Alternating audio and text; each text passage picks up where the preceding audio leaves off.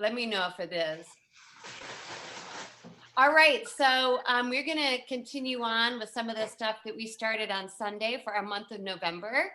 So some work to help stabilize and strengthen our core, some asanas to improve our flexibility in our hamstrings and our upper body, with the intention that we might be building towards inversions at some point. Some modifications for inversions and maybe some fuller inversions for some of us as an option. And tonight I'm actually going to have us start in child's pose. So I want us to make that connection right away with the third eye center, closing it off and destimulating our brain from everything that has been going on around us, and just really kind of putting everything back inside and letting go of all those outside distractions. So any other special requests, please share. Otherwise, we'll get right into it tonight. The proof is in the pudding. So you can unmute yourself at any time, chat me if you have any questions or you need to give me some feedback. So child's pose, for some of us, we're going to need some extra props to either sit back on for our sit bones to give some cushion behind the knees. Some of us might also want some additional props underneath the forehead. I do want our forehead to be making contact with something. So that might be a yoga block. It might be our stacked fists. It might be a folded blanket. It might be the ground. But we want the forehead and the third eye to be compressed and grounded. So if you do want that extra cushion for the knees, just a folded blanket or even a pillow over the backs of the calves. And even if our forehead normally touches the ground, but we want to intensify this connection, take your yoga block, take a prop, and place it there anyway. Knees may be wide, so we have a little bit more space for the belly to relax down to the ground. And then we might take a more active child's pose tonight, where we reach and extend the fingertips forward and out.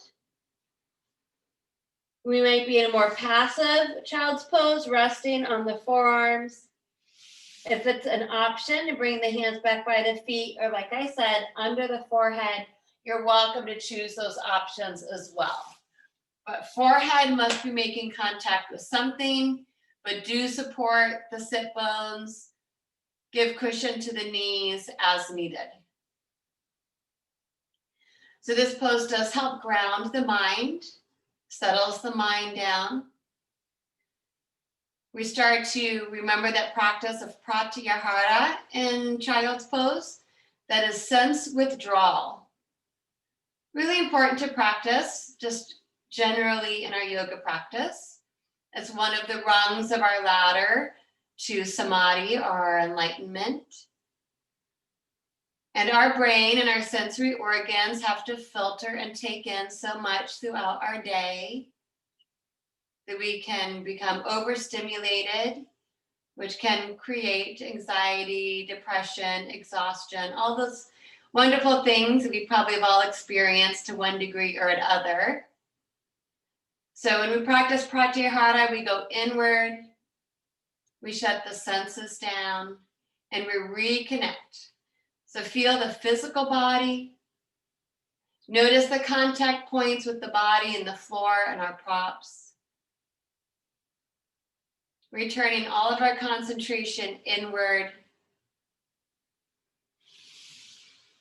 Feel the breath in the body tonight.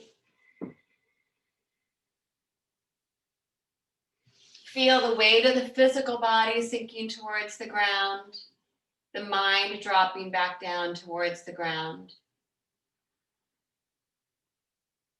Soften and relax the muscles of the body across the low back, around the hips. Taking some inventory.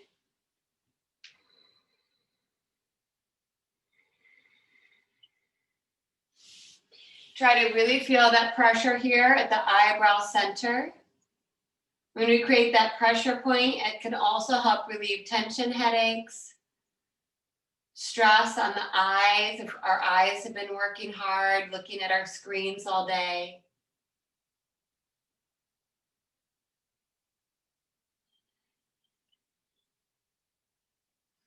And then let's all follow 2 more cycles of breath in this pose tonight. So let's allow this breath to go a little bit more. So on our next breaths, we're going to make them big and expansive. Allow that inhale to fill the whole body up. Feel the space that we're creating. Exhale should be long and complete as well. So taking the time to breathe that breath all the way back out. And exhaling away our day, where we just came from.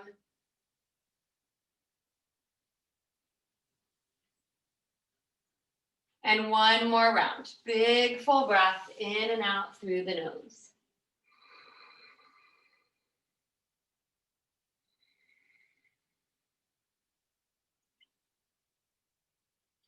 Now we can hold on to this bigger breath, and we can take a break and let the breath wander to wherever it wants to go. On our next breath in, we'll gently float our head up. The hands can walk in slightly to help bring our body up. If we've placed a prop in front of us underneath the forehead, we'll slide it out of the way. And if we have support behind us, we'll also slide that out of the way. And then we'll bring our body up and come right up into our tabletop tonight. So realign those knees underneath the hips. Create a nice foundation through the fingertips and the arms, pressing into the ground. Start to draw in through some of those abdominal muscles to support the back. Let's give our right leg a nice stretch out so we can get the blood flowing back through our legs from our child's pose. Really try to lift up the thigh bone, opening up the eye of the knee, press the heel towards the ground. Take a nice deep breath in. Exhale brings the right knee down. Low back and hips stay level. Let's give our left leg a nice big stretch for a couple breaths. So we're trying to extend that leg, press back through that heel, equal weight in the hands, have some nice strong arms here. Big breath in. Exhale, knee comes down. A few rounds of our cat-cow, so start loosening up the back.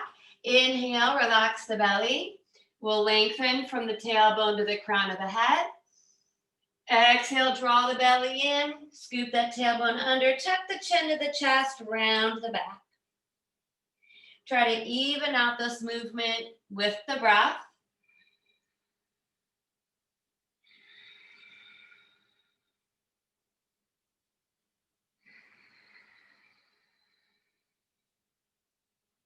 Get a little hip action into it around the neck and shoulders. Remembering if one feels extra good for our back, there's no reason why we can't hang out in it for an extra breath or two, maybe add some lateral movements here.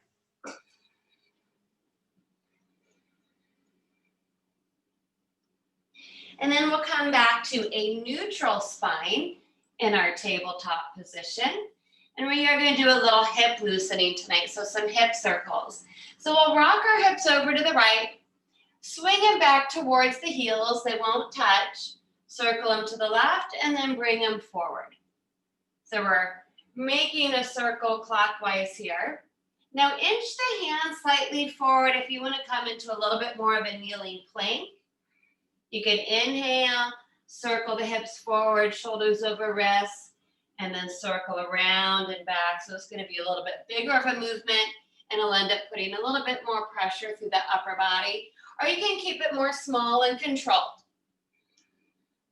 And continue to try to let that breath flow evenly in and out through the nose, inhaling forward and around, exhaling, bowing it back. We're going to take one more circle in this direction.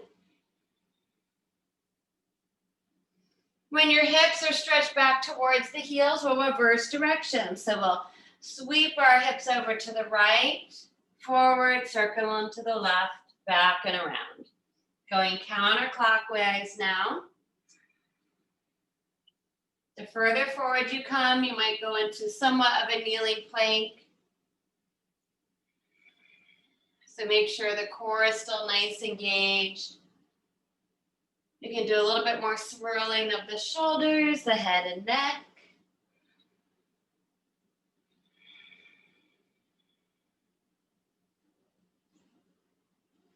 And let's take one more nice circle this direction. The next time those hips are back by the heels, let's sink back into that little bit of a bow. And then on our inhale, we're gonna glide straight forward. If you haven't moved your hands forward yet, do so now and go right to kneeling plank. Go ahead and tuck the toes under as well. On the exhale, we'll take our bow. We might need to pop those palms up into Hasta Bandha to give our wrists a break. Inhale, glide forward, kneeling plank. So the shoulders should come back over the wrists. We should get our hips to hover between the knees and the shoulders. Be mindful of where the head is in space. Inhaling forward, strong core, upper body. Exhaling, giving our wrists a break. So the next time we can come forward, we can start our tricep push-ups. Inhaling, kneeling plank. Flexing at the elbow joint, bending, and then inhaling, straightening. You're welcome to exhale and take it back to that bow. Come forward. Keep a strong core. Draw those lower abdominals in and up. Now, if you've been working on these or you want a little bit more tonight, stay in your kneeling plank and continue to take small chaturangas here, half chaturangas. Make sure the head doesn't think it's doing the work and we're not dipping and diving the head, feeling like we're lowering and lifting. It's all through the arms. All arms here. Flexion and extension at the elbow joint. And the elbows should be grazing the rib cage. They don't flare out like chicken wings. Keep them nice and tight. And press through the first knuckles of the fingertips to take some of the pressure out of the wrists. Good. Nice modifications. Taking breaks whenever we need. If we bowed back, the next time we come forward, we're going to bring ourselves forward into our kneeling plank, and we're going to lower all the way down onto our belly. So if we need to move around on our mats, do so. You can try to take it nice and slow, maybe even from a full plank, lowering down to that chaturanga. Once we come onto our bellies, the chin will stretch forward. The hands will slide right underneath our shoulders, flattening out the tops of those feet, keeping them wide for low back tension, or bringing the feet and legs to touch. Our bhujangasans on our inhale, squeeze the upper back. So pull those shoulder blades down and back, the mid back, low back, the glutes will activate slightly. And then on the exhale, let's take it back down tonight. Lower it down. You can keep your chin forward. Inhale, squeeze to lift. Tighten up the back to strengthen it. The legs are strong. Exhale, lower it down. Now, if we want a little bit more on our inhales, when we lift up, we'll add the hands. So we'll squeeze our hands up. Elbows come in even more. Exhale it down. 2 more. Inhale, nice strong backs. Next inhale, we're going to lift it up, squeeze. And then exhale, sliding our elbows straight forward under the shoulders into Sphinx pose. So the upper arm bones are perpendicular to the floor. We can knife the pinky edge of our hands into our mat. And at this point, the heels flop open. We let go of contracting the glutes and the low back. We can give it a little wiggle. So the lower half of our body should be relaxed and heavy. We'll use our upper body strength and our arms to create some extension in the spine. So press those forearms into the ground. Pull the crown of the head forward. And then lift and lengthen it upwards into a gentle back bend here. So we should feel the stretch of the front body. Pretty relaxed in the back body. We're not jamming ourselves backwards into our lumbar spine. We're actually trying to pull the spine forward and up. One more breath here in our Sphinx pose, gazing straight forward. And now we're going to do a little work and lifting and lowering. So we did these on Sunday as well. Your elbows, again, should be stacked under your shoulders. And if you took the webbing of your index finger and thumb and turn them inward, you should be able to take a hold of those elbow creases. And then we'll take both hands and interweave them strongly together. So they'll be pressing down in towards the mat. point, we'll retuck our toes under because we want the whole body to strengthen. Now, I had a good question about the breath last class, the way we're breathing. And I'm using the exhale to tighten and contract the muscles and really pull the belly in and up. And I'm using the inhale to create length into a back bend. So that's how the breath is associated with this pose. So we'll breathe in here with our length. On the exhale, we will look down at our knuckles, press down into the floor to pull our low ribs up, contract the abdominals, pull them up, the belly, the hip creases, the thighs, kneeling forearm plank, or maybe we float the knees up, body parallel to the floor. On the inhale, we drop the knees, the thighs. We're breathing in as we extend the crown of the head forward and up, creating length. The exhale, we look down, we start contracting the front body. So it's a powerful exhale to push into the ground. Ribs, belly, hips, thighs, maybe knees. And our inhales will float us back down to the knees, the thighs, the hips, stretching forward and up. I want us to go through 3 more with our breath. Exhale, push, squeeze, lift, slowly, one body part at a time. Inhale, lower, slowly, mindfully. 2 more. We should feel that strength around the shoulder girdle.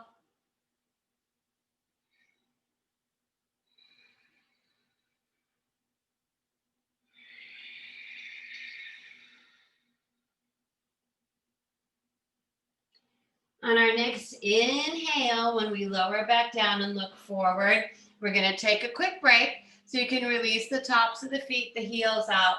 Turn the elbows out and rest that forehead, that third eye center on our stacked hands. Relax the muscles and just observe and breathe. As the heart rate increased, do we feel the muscles around our shoulders a little bit more stronger?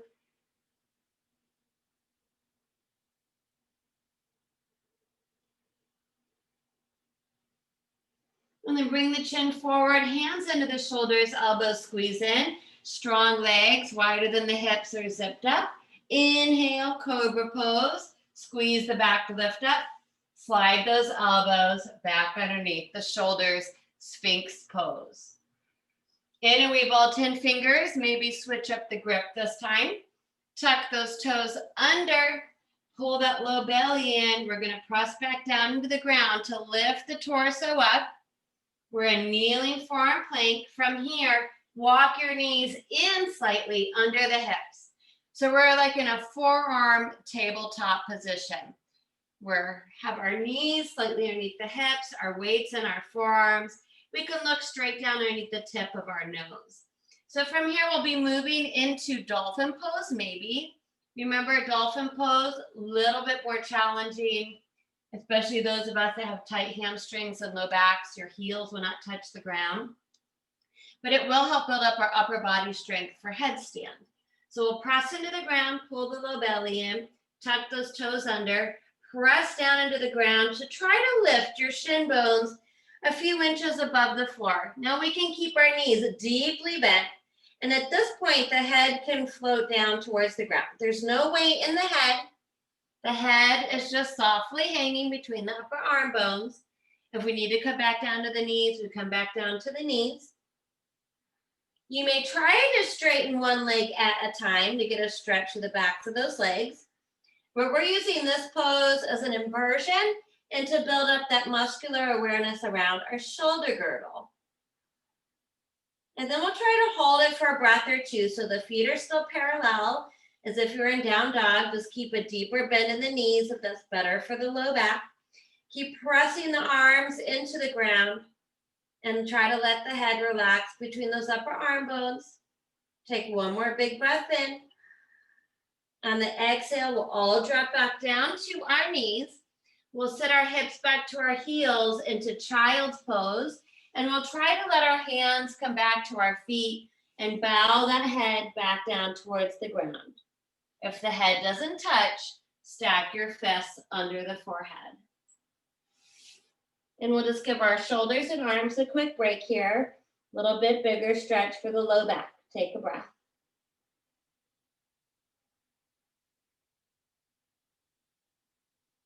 Next inhale, re-extend the arms forward, spread the fingers, float the head and the body back up to our tabletop. Tuck those toes under, draw the belly in, and now we'll explore downward facing dog and just notice the differences between those two poses. So now our arms are straight. We're still lifting our hips up towards the ceiling. Feet are still parallel to each other. And the head for this version is still floating between those upper arm bones. So notice the difference between those two poses, the effects that has on our body and our brain.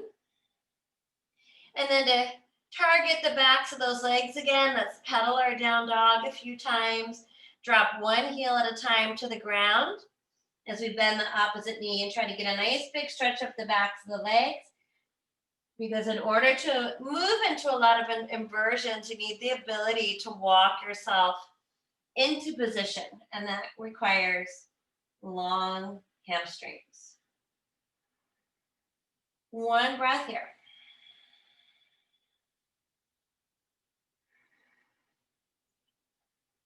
And next inhale looks forward. We'll walk our feet to our hands and our hands to our feet and take a forward fold. So we have been in inversions for quite some time. Just be mindful of any blood pressure, heart conditions. If you're modifying your forward fold, knees are bent, elbows or hands are on the thighs, or you might even come up to an upright position. If you're staying in a forward fold to stretch out the back and the legs, you may ragdoll, hands to elbows, or just try to release the arms and the head towards the ground. The legs and the core should be super strong. So Mula Bandha, Uddiyana Bandha, engaged, tightened, and lifted. And then tonight, let's all bend our knees, placing our hands on top of our thighs with the fingertips turned in, and let's round it up. So we'll tuck our chin to our chest and inhale. Make sure we're inhaling because we have been upside down. Inhale, inhale, inhale, inhale, roll it up. Allow the head to be the very last thing to come up. If you get lightheaded, just sit back down. Once we've come up and we've stacked the head back on our shoulders, let's take another breath right away. Inhale the arms out and up, stretch it out. Bring those palms to touch and exhale the hands to heart. So again, starting with our foundation, let's make sure the feet are parallel, hips width. Float those toes up so that we can ground through the mound of the big toe, inner heel, and mound of the pinky toe, outer heel. Make sure our knees are unlocked. Pull up to the front of the quads, pull the front body to the back body. Lift the heart up towards the hands and relax the head on the shoulders. So we'll do just a little bit of our warming for our balance work. On the inhale, palm tree pose. As we reach up, we lift the heels up, create a lot of length through the body, and then exhale, lower it down. 2 more.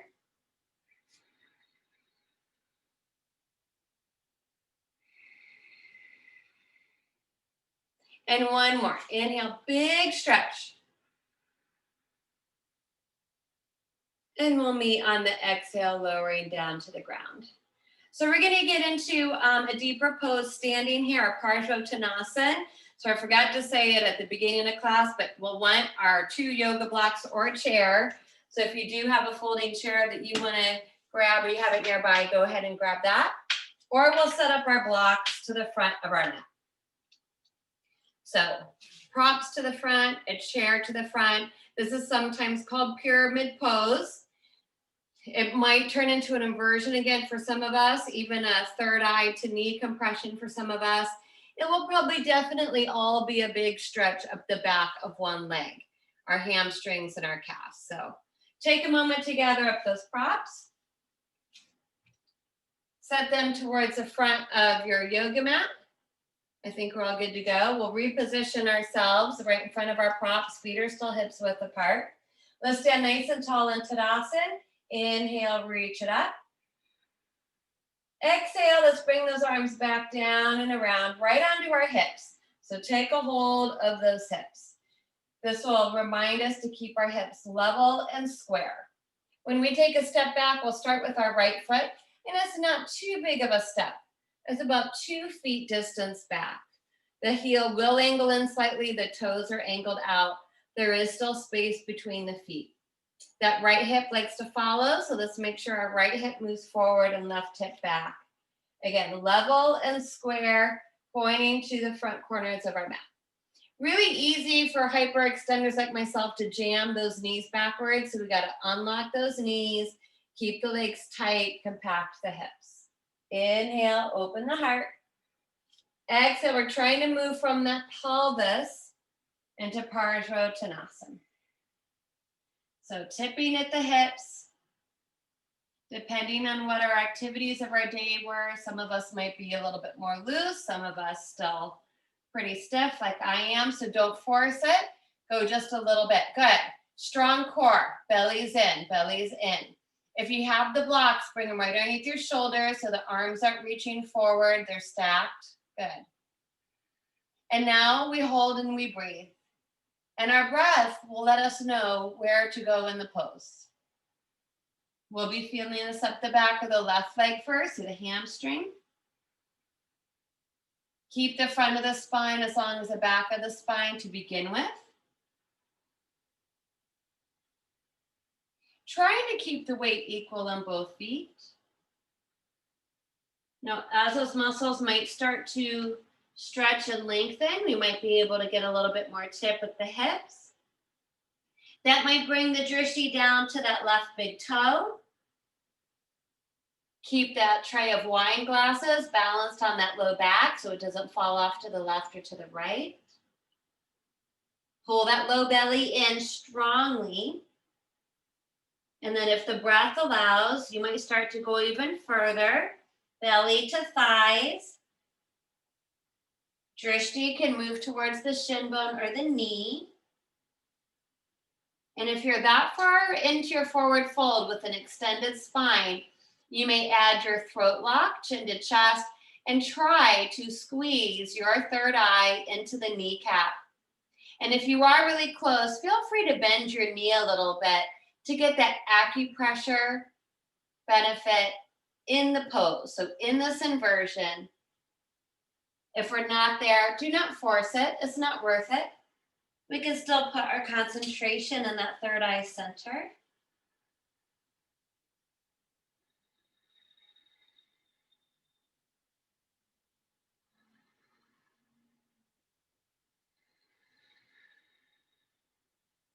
And we'll all try one more breath. If you have the throat lock and that compression, it'll just be smaller sips of air in and out through the nose.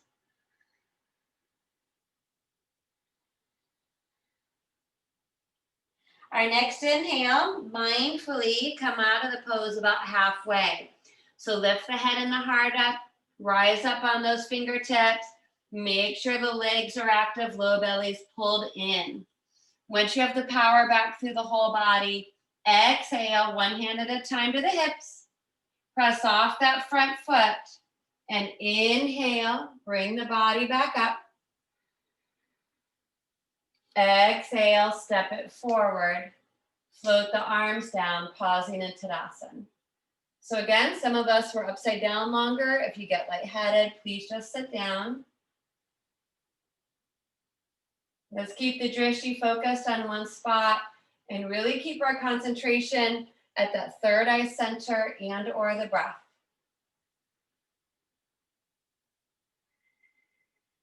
Inhale, let's reach the arms up. Add a little bit of extension here, drishti the thumbs. Turn those palms out, float the arms back out and down, hands to hips. Feel where your hips are in space, get them level and square. Step it back with that left foot. Again, just a couple feet. Heel may turn in, toes turn out. Left hip forward, right hip back until they're pointing straight to the front corners of the mat again. If we're jamming the knees, unlock the knees slightly, pull up through the quads, compact the hips to the midline, pull up through the pelvic floor, in through the core. Inhale, heart is open. So we're not rounding into this pose. We are tilting from the hips, trying to keep extension in the spine. That will intensify the stretch of the back of the right leg. You might not have to go very far to start feeling this pose. Take your time, little steps. Good. It's even a little bit of a balancing pose. If you're not using props, try to keep that balance of weight equal in both feet. And we won't be surprised if one side feels different than another side. And we will hold for some time to allow those muscles to stretch and to get the benefits of this pose. Belly's in.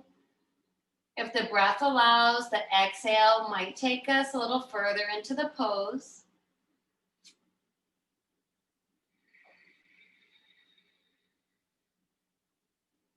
Those of us have moved in further, drishti to the right big toe. Fingertips might come down more towards the props or the floor.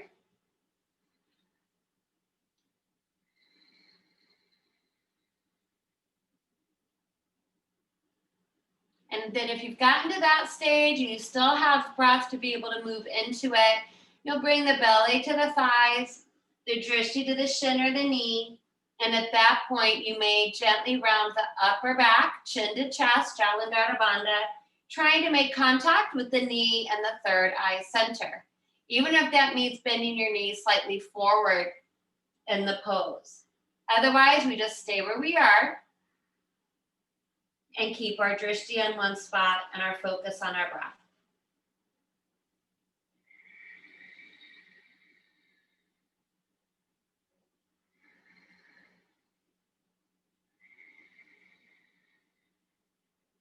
One more breath in our pose.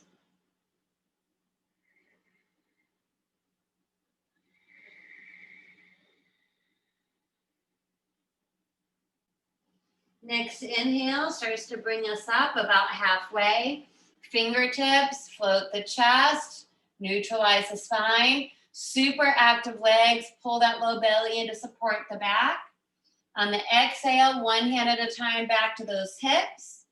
Press off that front foot and inhale up to the crown of the head. Good. Inhale, inhale, inhale. Once we're upright, exhale, let's step it forward. Float those arms down. Focus the drishti, pause and breathe.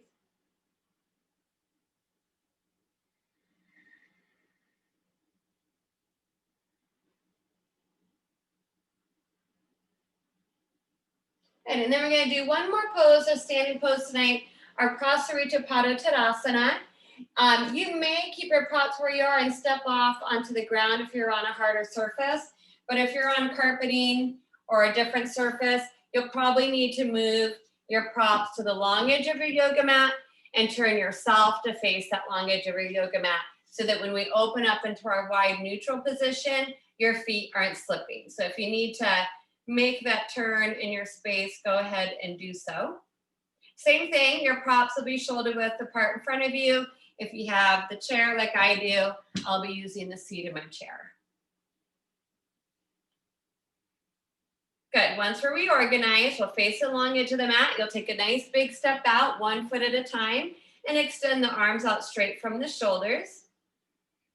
We'll start with our feet parallel to each other, so toes pointing forward. Take a deep breath in. On the exhale, we'll bring our hands back onto those hips again because this is where the movement happens. And turn the toes slightly inward so that the heels are extended outward. Internally rotating our thigh bones and encouraging our pelvic tilt. So again, this is going to be a big stretch for the backs of the legs, inner thighs, and for some of us, another partial inversion. So big breath in. Hips, pour the pelvis forward. Go a little bit. Pause halfway. Pull those quadriceps up. Anchor the four corners of the feet. Pick up the toes if you lose that activation. Exhale. Maybe we tip a little bit further. Hands may move on to the props or towards the floor. And then you inhale, you breathe in and pause. Let the exhale dictate where we go in the pose. It's not where our ego wants to go. It's not where we want to go tomorrow or next week. Our breath tells us. If that exhale starts to soften you into the pose, we may follow it. The inhale might want you to come up out of the pose a little bit. Follow that. There isn't any right or wrong place to be. You just have to find that sweet spot and allow the body to gradually figure out where it needs to be tonight. Continue to pull that low belly and nice and strong connection to those core muscles. Those of you that maybe have gone a little further with the breath, fingertips to floor, you may keep your drishti underneath the tip of the nose, or at this point, drop the head and look between the legs. And if you have space there, you may walk your hands between the feet. Fingertips would be aligned with the toes, maybe the palms flat to the floor. There is several different variations of this pose, so if you want to reach out for your big toes and draw your elbows out to the sides, you may. Some people like to turn their hands around and walk them behind them through the legs. You must stay connected to those strong abdominal muscles pulling in to protect the back. Or you might be like me and have your drishti forward and only be in a halfway position. Wherever we are, one more big breath.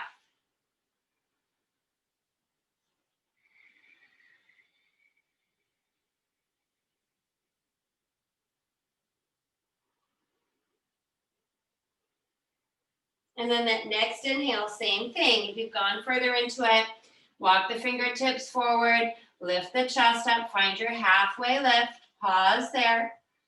Make sure the legs and the feet are strong, lower abdominals pulling in.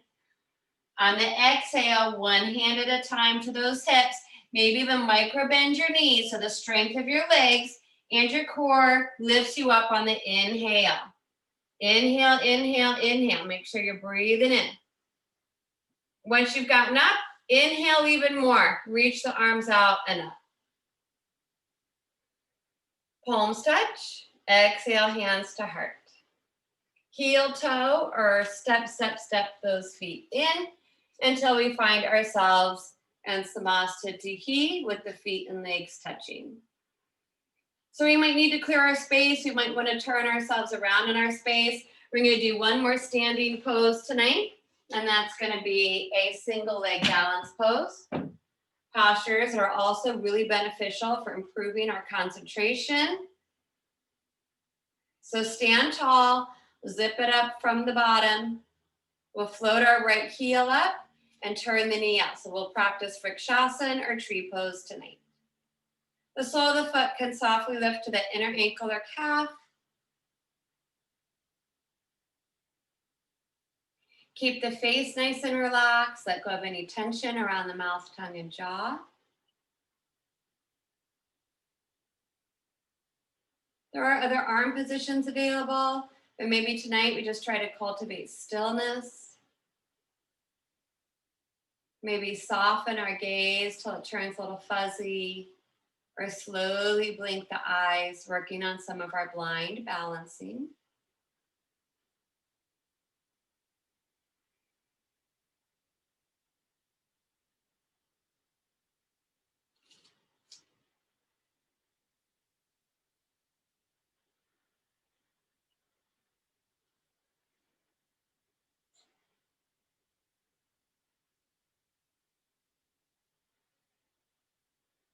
One more breath.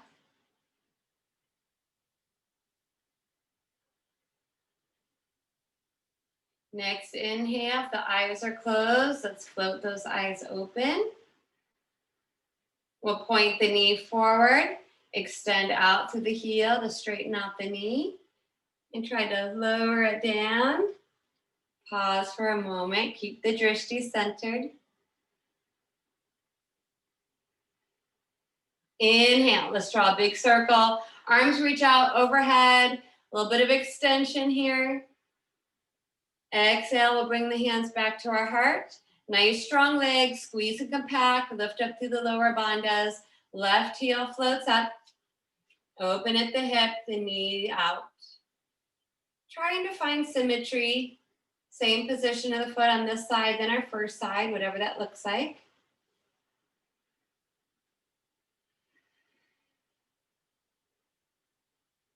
And then again, we might challenge ourselves with the drishti by blinking slowly or closing the eyes completely.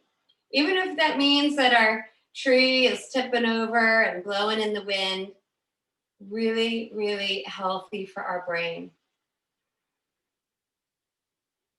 And the more you practice it, the more comfortable you will get doing it.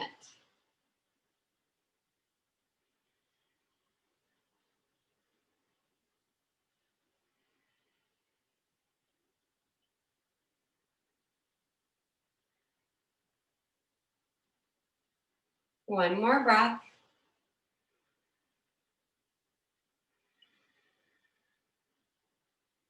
On our next inhale, eyes open.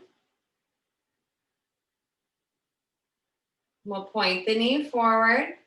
Extend out through the heel, straightening the leg. Bring it down. Pause. Keep the eyes focused. And then one more time. Big breath in. Draw that big circle out and up. Stretch it up. Open the front body. Exhale back to our center. All right, time to make another big transition. So if we moved around on our mat, let's find ourselves back in Tadasana to the top of our yoga mat. We'll float those arms back out beside the body and just stand nice and tall here for a moment. Ears over shoulders, shoulders over hips, equal weight in our feet. Inhale, one more time, big reach out. This time you can gaze upwards, adding that little back bend. On our exhale, micro bend those knees, hinge from those hips again, and we'll revisit any version of Uttanasana or forward fold. Draw the belly in. Try to release the head and the neck back into this partial inversion. Prance the legs, or take your support in your modification.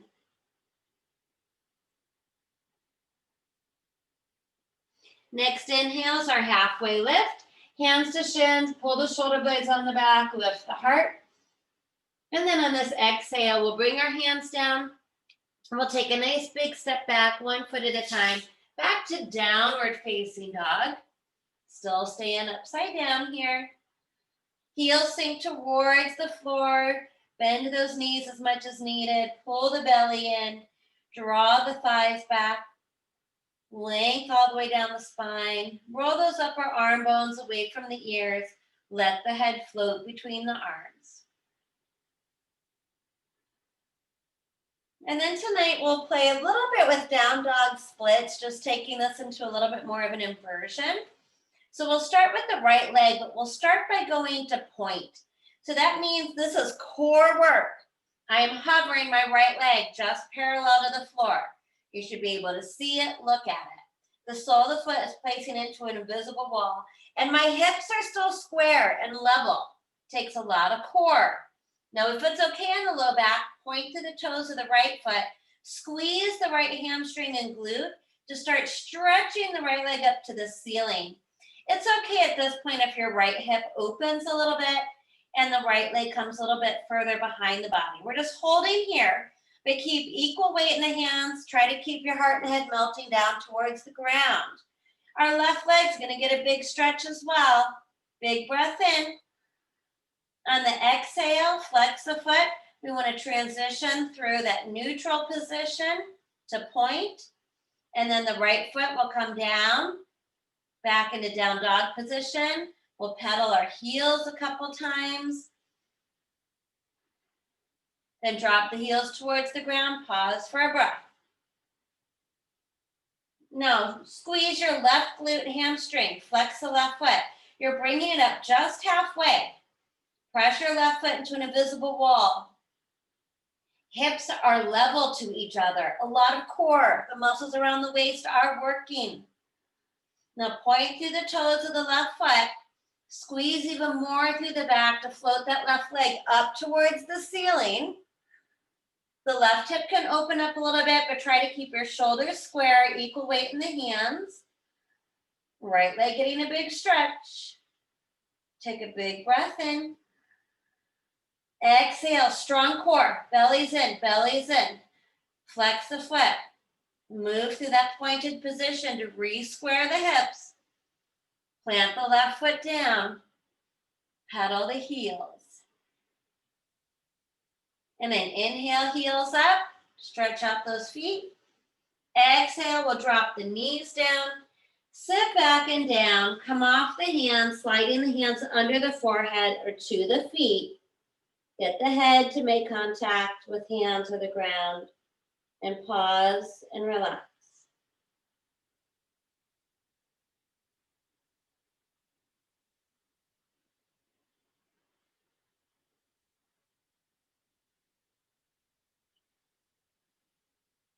Hands under shoulders, tuck the chin. We're going to round it on up, restacking the spine one vertebra at a time. So we will come into a seated position tonight. We're going to take a moment to practice our pranayama and a little bit of meditation or concentration after that. And then we'll move onto our backs and do some of our inversion work. So we want to be comfortable in our seated position. It'll just be a few minutes of our pranayama and then concentration. But I would still sit up on our props to get there and to make sure that our spine is nice and long. You might want a tissue if you have one around you if your sinuses have been acting up. We will be doing our Nadi Shodhanam, which opens up our sinuses, so it might help. Once we get into our seated position and we are comfortable in our space, I will guide us through 3 rounds of our alternate nostril breathing, and then we'll do about 3 more rounds on our own, depending on the rhythm of our breath. So posture tall, lengthen through the crown of the head, adjust any waistbands that might be in the way. Chin mudra in both hands to start, index finger and thumbs touching. You can have the palms down if you need a little bit more grounding energy, or palms up for a little bit more energy to receive. And the right hand, we take Nasagra mudra. So it starts off looking like the peace symbol, and then you glue the index finger and middle finger together. The thumb, ring, and pinky are the pinchers. We'll turn the hand towards the face, pressing that middle finger and index finger right up into that third eye center. So again, this stimulates that acupressure point, and it literally helps hold our head up because it gets heavy over time. The thumb will rest on the outside of the right nostril, ring and pinky on the outside of the left nostril. To begin, inhale through both nostrils. Exhale back out through the nostrils. Then we'll close the right nostril with the thumb and inhale just through the left. Close the left, open the right, and exhale. Inhale back through the right. Close the right, open the left, and exhale. That's 1 round. Inhale left.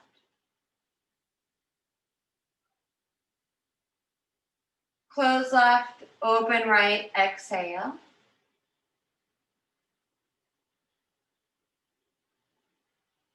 Inhale back through the right.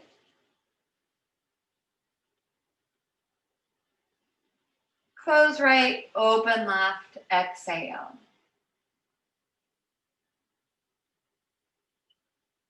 That's 2 rounds. Inhale left.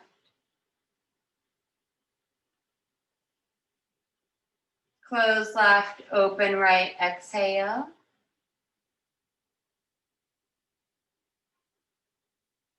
Inhale back through the right. Close right, open left, exhale.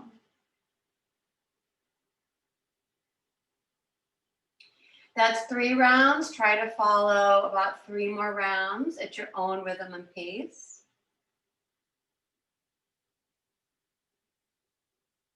You might notice that one side is more open than the other and it's a little bit easier to breathe through.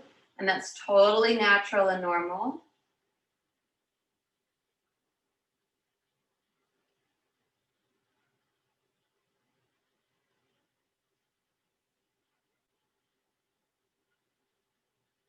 If the right arm gets tired, place the left hand under the right elbow to help hold it up, maintaining your posture and sitting up tall through the crown of the head.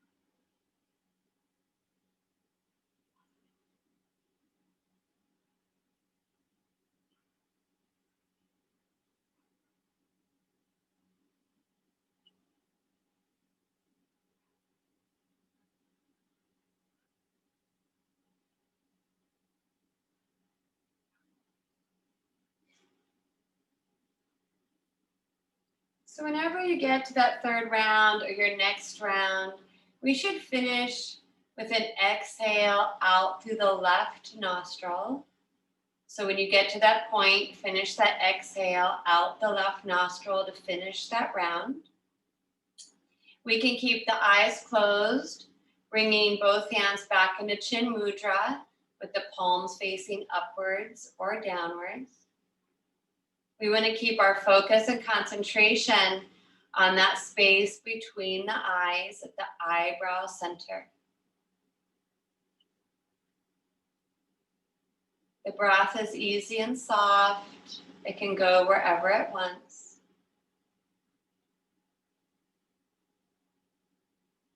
We might even still feel that pressure point that we created with the fingertips.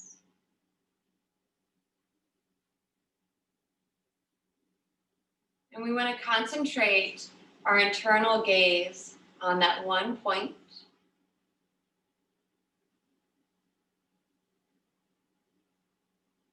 Relax all the muscles of the face, the mouth, tongue, and jaw.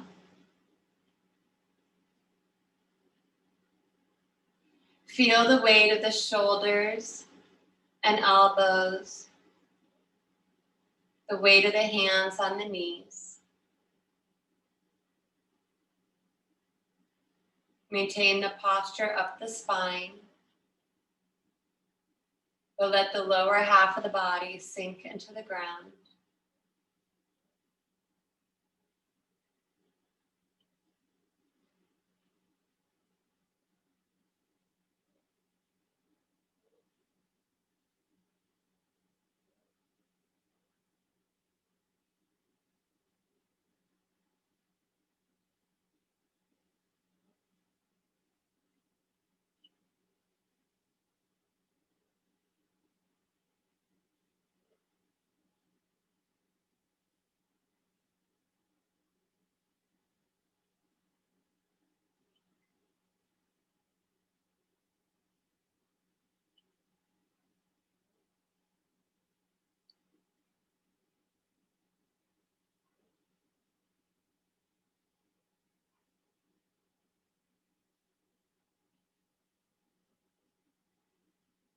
And then come back to the breath.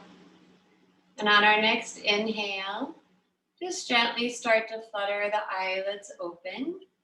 Bringing our awareness back to our space and our surroundings. We can release our seated posture and give our legs a stretch forward for a moment. Maybe straightening one leg out at a time.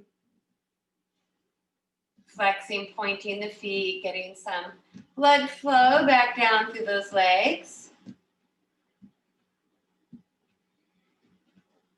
And then we're going to come onto our backs and practice a final inversion of our choice. And I'm going to give us lots and lots of options. If you happen to have a headstand in your personal practice and you do not use any momentum, kicking, or force to get up into it, but you are able either to lift your legs up one at a time or pipe them up slowly, or do Shivananda style where you pull your knees in and then stretch them up, that's fine. You're welcome to do that, but there should be zero momentum, force, or kicking action. If you have shoulder stand in your practice, same thing. You're welcome to do that, but I don't want to see anybody trying to swing them or throw themselves upside down. You can and will seriously injure yourself, and it's not worth getting a pinched nerve or a herniated disc in your neck, trust me.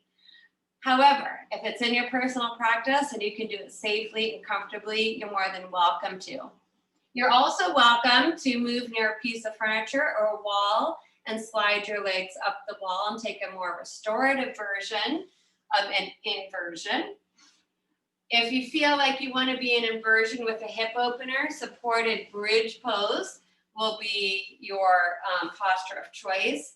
And I'm personally going to choose that because I did a lot of sitting again today at work. So I still want to get in gentle inversion and that direction of energy towards my head, but at the same time get a hip opener. So now let us organize.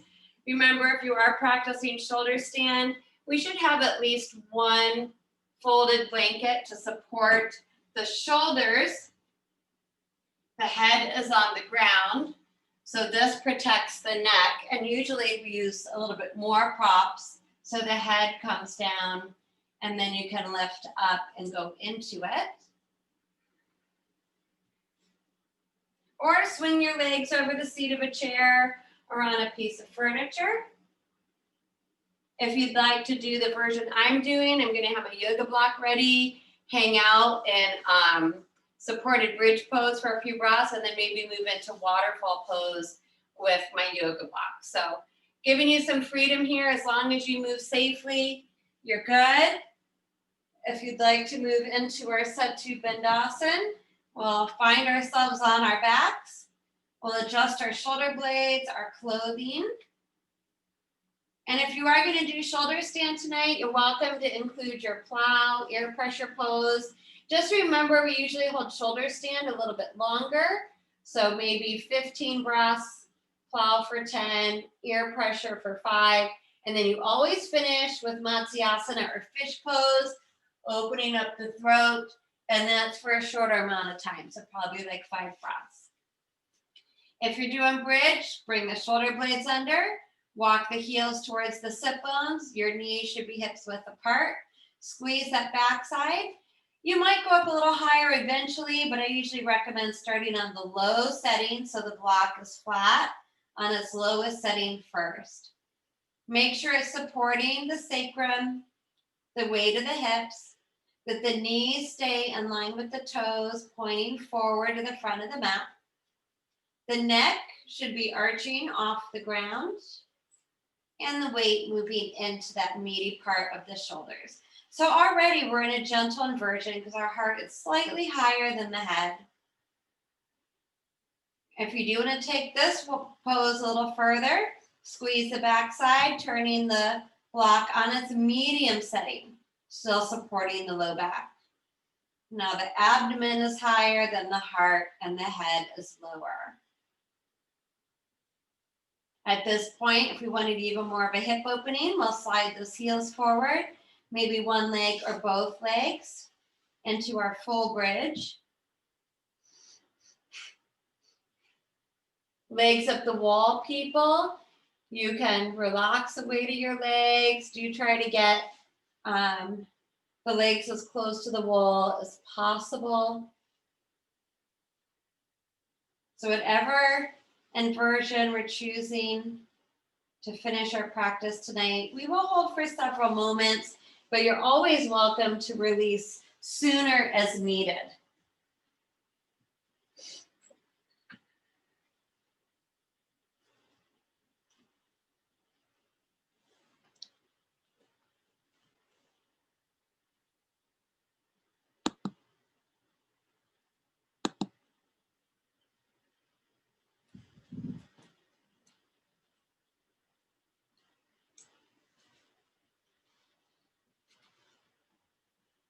Again, our mind is either concentrated on the rhythm of the breath, or we can rest our mind's eye, that third eye center, or the very crown of our head. So Agnya and Sahasrara chakra are two higher energy centers, a place of higher consciousness and awareness.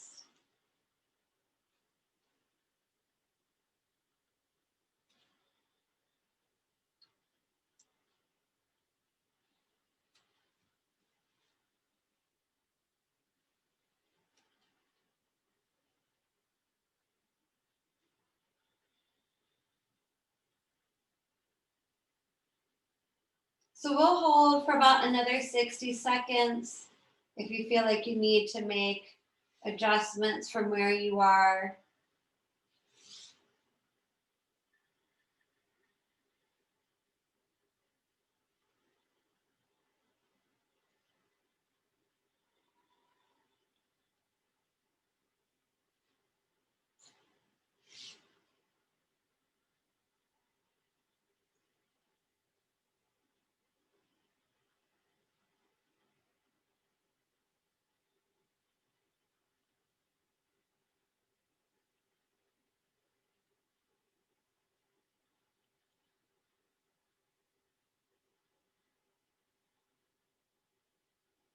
One more breath in our pose.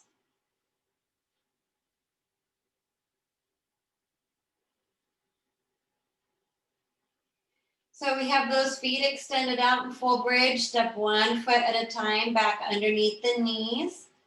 Grounding through the soles of the feet. We got to tighten up the hamstrings and the glutes. Now, if you've lifted up higher on your yoga block, you might want to bring it back down to its lower setting. You can also slide the block out all the way. But if you'd like to come into one more inversion tonight, whether you're on your block or on the floor, you can bend our knees in, using our muscles to extend our legs up into our waterfall pose. Pointing and flexing the feet a couple times, pressing those thighs forward.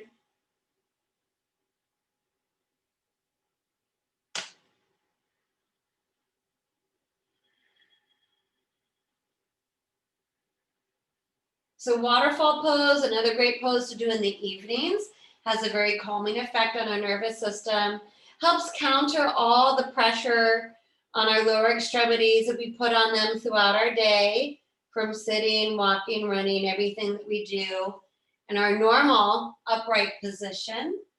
This also improves our circulation and again redirects our energy towards our higher centers of awareness and consciousness.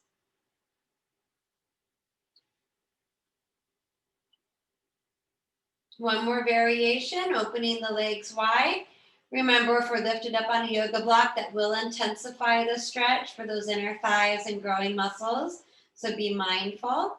Have your arms down beside the body to help support some of that weight. You can try to relax the legs, allowing gravity to help open up those muscles, or really press out through those heels.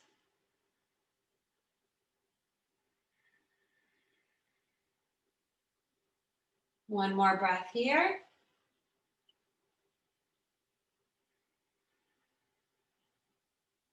Take a big breath in.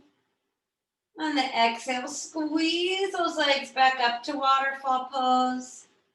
Take a breath here.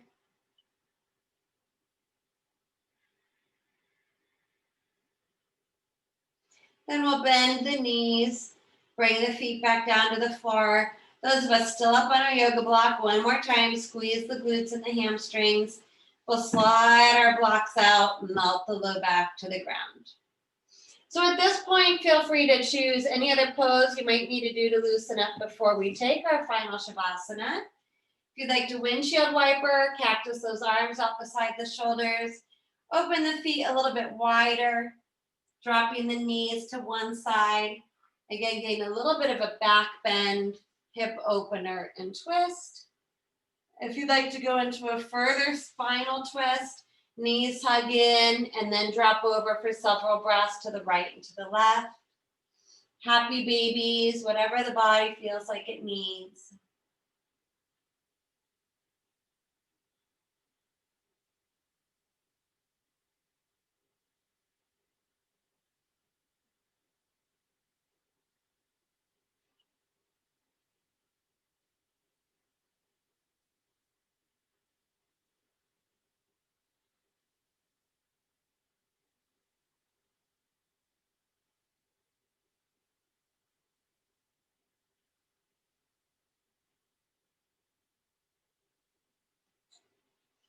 And once we've balanced ourselves out and got those last movements that we've needed, we will figure out where we want to be for final Shavasana. Whether that's flat to the floor with a little additional support under the legs, the head, or even some pressure on top of the body tonight with blankets and pillows.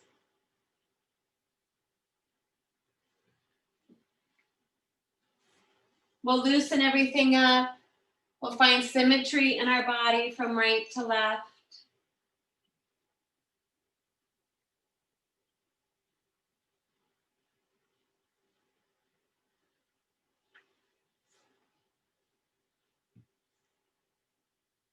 Rolling those arm bones open, palms up, and fingertips curled naturally up. Rocking the head out to find the very back center of the skull.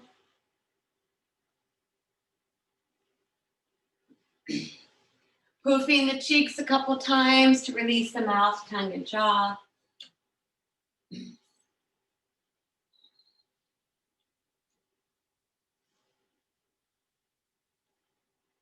And then pressing that pause button, cultivating stillness.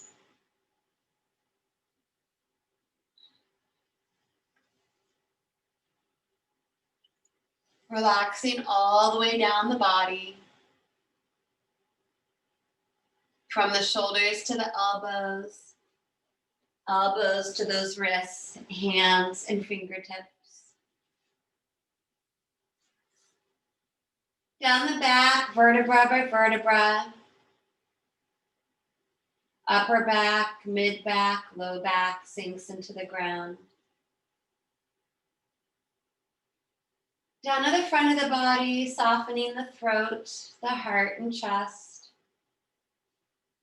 Relax the abdominal muscles completely, all of the internal organs.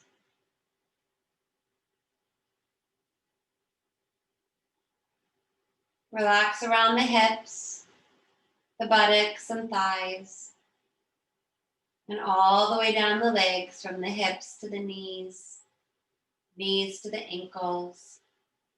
Relax the feet, the toes, and the soles of the feet.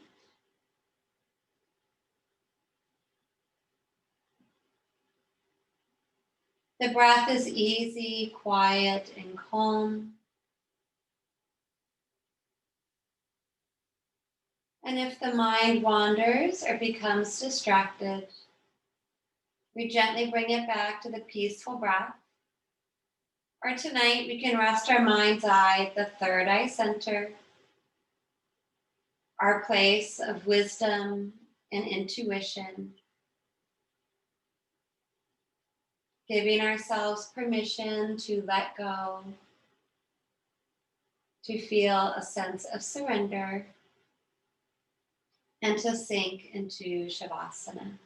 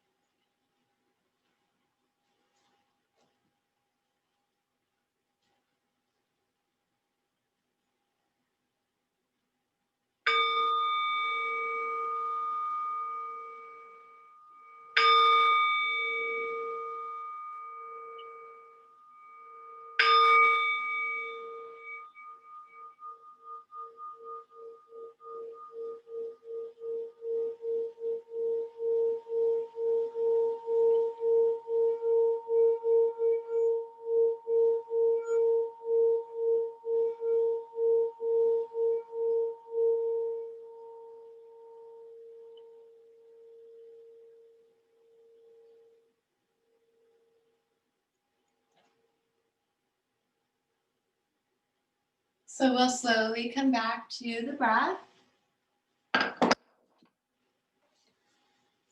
And we can start to breathe some life back into the body as we give our toes and fingertips a little wiggle. Rock the head out. Roll those wrists and ankles. Depending where we are, we can take a long body stretch on our mat here, letting the low back gently arch, giving our right side a big stretch, the left side a big stretch. And then spreading the fingers and toes and reaching everything out. On our exhale, floating the arms down, walking the feet in, and then hugging our knees in to rock the back out. And then right arm falls beside the head. We'll roll all the way over onto our right side, pausing for a moment in our sleeping baby pose. And then let's try to keep those eyes soft or closed. We'll press into the ground to bring our body back up, revisiting any comfortable seated pose, and finishing class with a couple more breaths together. So I want to find our sit bones, be mindful of our space, and sit up tall to the crown of the head. We'll float those arms back out beside the body. Taking another nice big breath in. Let's reach those arms all the way up to the ceiling, and let's gather up all that good stuff that we need for the rest of our night. And then turning those palms out, even bigger breath out to float the arms all the way back down to the ground and to let go of all that other junk we don't need tonight. And then inhale, breathing, let's reach it up. Palms touch, exhaling hands to heart, humbly bowing the head down to the heart to honor and thank ourselves, our bodies, each other, and anyone else that made it possible for us to practice our yoga together tonight. Om Shanti, Shanti, Shanti. Om. Peace, peace, peace.